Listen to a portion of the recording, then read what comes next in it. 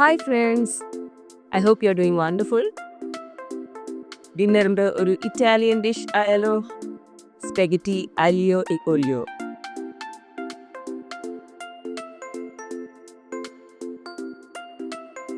പേരിലിട്ട് പേടിക്കൊന്നും വേണ്ട, സംഭവം വളരെ സിമ്പിളാണ്, പക്ഷേ ടേസ്റ്റ് നല്ല പവർഫുള്ളും. Basically it is spaghetti in garlic and oil.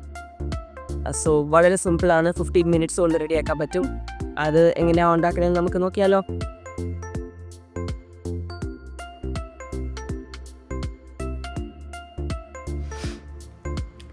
ആദ്യം തന്നെ നമുക്ക് സ്പെഗറ്റി കുക്ക് ചെയ്യാനുള്ള വെള്ളം ഒരു വലിയ പാത്രത്തിൽ തിളയ്ക്കാൻ വെക്കാം.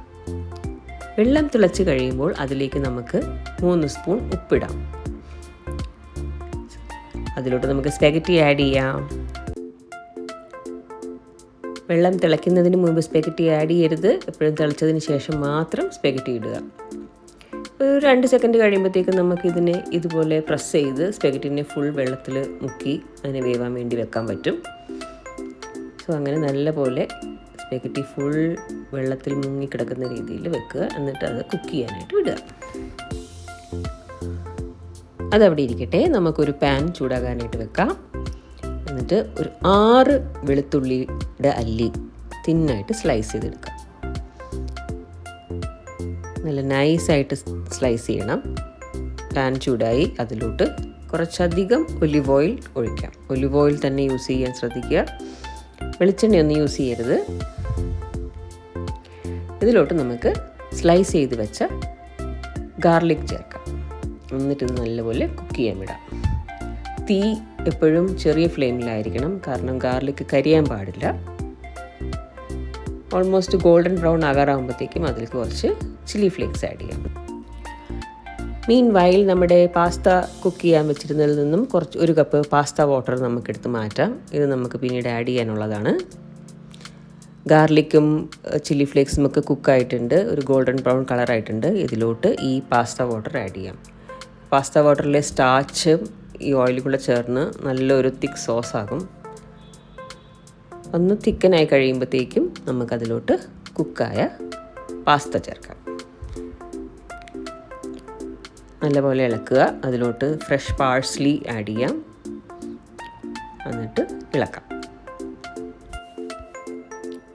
പാൻ ടോസ് ചെയ്യാൻ അറിയാവുന്നവർക്ക് ഇങ്ങനെ ടോസ് ചെയ്യാവുന്നതാണ്. ഇല്ലെങ്കിലും കുഴപ്പമില്ല, നമ്മളുടെ സ്പൂൺ വെച്ച് ഇളക്കിയാലും മതി. ഇനി നമുക്ക് പ്ലേറ്റ് ചെയ്യാം.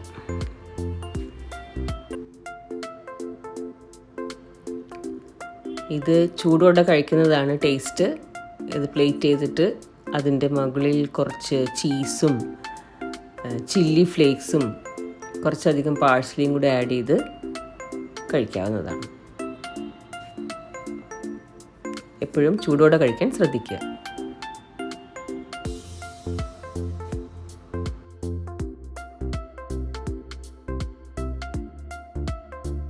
ഇറ്റാലിയൻ ഫ്ലേവേഴ്സ് ഇഷ്ടപ്പെടുന്നവർക്ക് ഈ ഡിഷ് എന്തായാലും ഇഷ്ടപ്പെടും.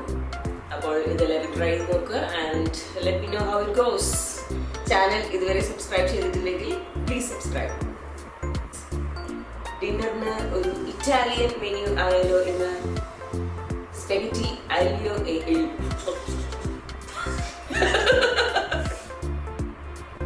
ഇറ്റാലിയൻ ഫ്ലേവേഴ്സ് ഇഷ്ടപ്പെടുന്നവർക്ക് ഈ ഡിഷ് എന്തായാലും ഇഷ്ടപ്പെടും.